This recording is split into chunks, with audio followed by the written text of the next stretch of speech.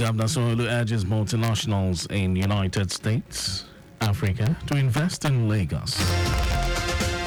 Northern senators hail President Tinubu, ECOWAS leaders for lifting sanctions on Niger Republic. On the front in United States, a first man set himself on fire outside Israeli embassy in Washington, D.C. And in sports, Nigeria, Rwanda in winning start at Women T20 Cricket Championship. And now the details. I am Mike James.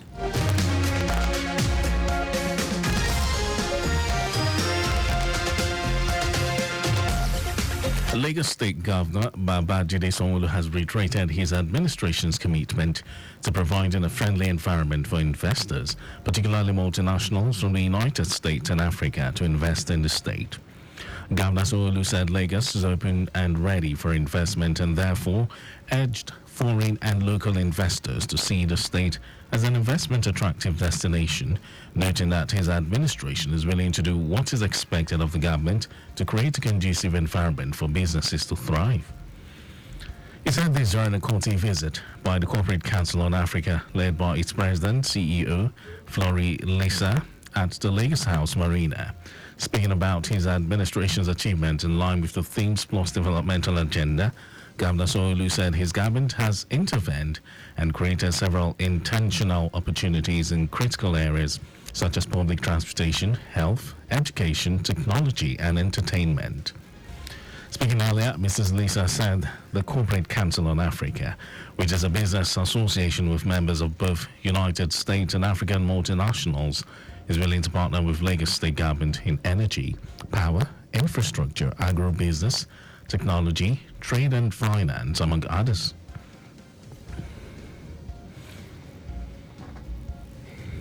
The Lagos State government, through the Ministry of Energy and Mineral Resources, has taken a significant step in optimizing mining operations with the engagement of haulage fees consultants.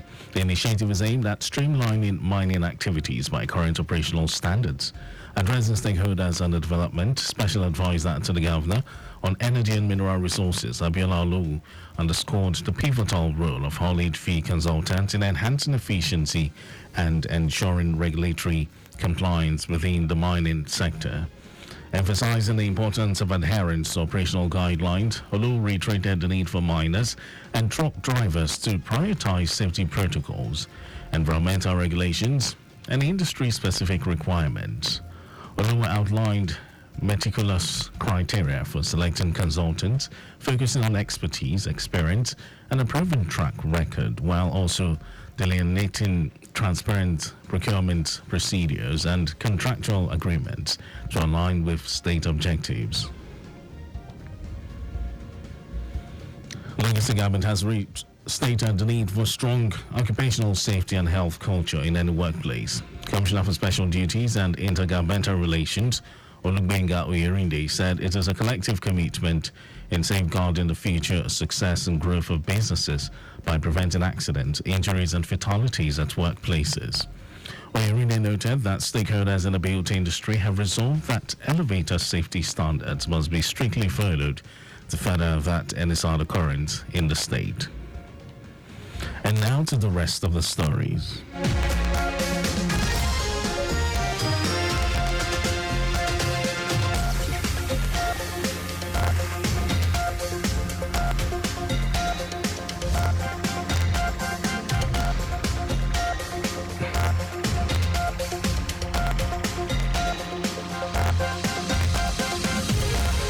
Northern Senators Forum NSF has hailed the chairman of the Economic Community of West African States, ECOWAS, President Bola Tinubu, and other leaders of the sub-regional body for lifting sanctions it earlier imposed on Niger Republic.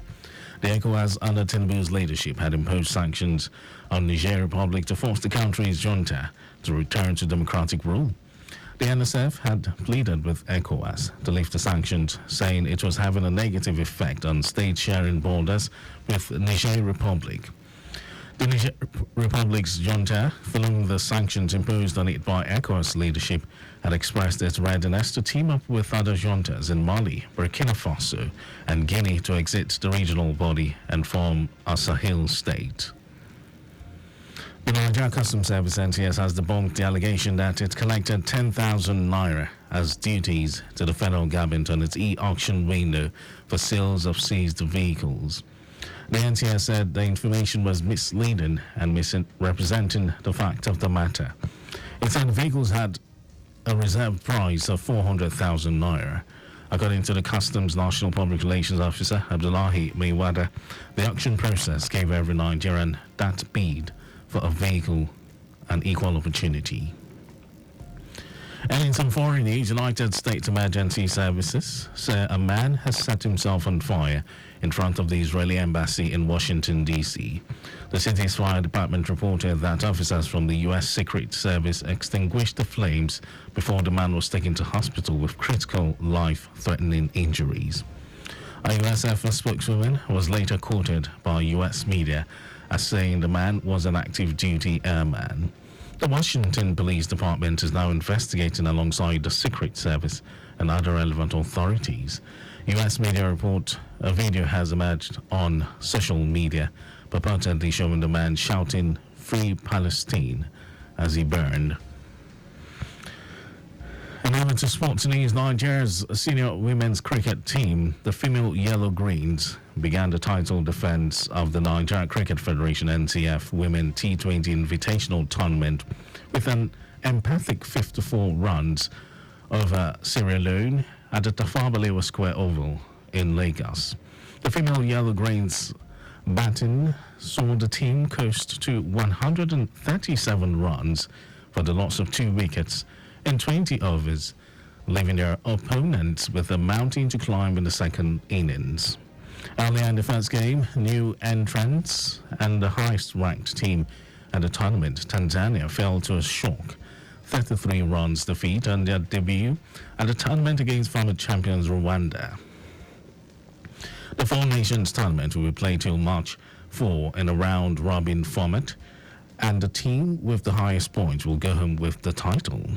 President of the NCF, Uyi Akpata, said the event is part of the numerous avenues that the Federation had designed to promote the game, adding that it is pleasing to see rising international interest around the tournament. And that was our news at 12, but just before we go, carry out proper and adequate checks on your vehicle before setting out. You can follow us and like all our various social media platforms, X formerly Twitter, Lagos Traffic 961, Instagram, Lagos Traffic Radio 961. Watch us live on Facebook, Lagos Traffic Radio 96.1 FM. On YouTube, subscribe and watch all our previous programs and news on our channel, Traffic Radio 961. Did you know that the Sanwo-Olu administration trained 500 unemployed youths in soft skills and job interview programs? Well, you can get more details on the Lagos State government website. And to end the news, here are the highlights of the major stories. Lagos State Governor Babajide Sanwo-Olu has reiterated his administration's commitment to providing a friendly environment for investors, particularly multinationals from the United States and Africa, to invest in the state. Northern Senators Forum (NSF) has hailed the chairman of the Economic Community of West African States (ECOWAS), President Bola Tinubu, and other leaders of the sub-regional body for lifting sanctions it earlier imposed on the Niger Republic. We also told you that the United States Emergency Service has confirmed that a man set himself on fire in front of the Israeli embassy in Washington, D.C. And then in sports, Nigeria's senior women's cricket team, the female Yellow Greens, began the title defense of the Nigeria Cricket Federation (NCF) Women T20 Invitational Tournament with an emphatic 54 runs over Sierra Leone at the Tafawa Balewa Square Oval in Lagos. And for contacts with the newsroom, send a message to Lagos Traffic Radio at lagosstates.gov.ng. That ends the news broadcast. It was compiled by Kayode Mafulashiri. Thank you for listening, Lagos. My name is Mike James. Micah Aroja will be here shortly for fire service calling. To have a wonderful time.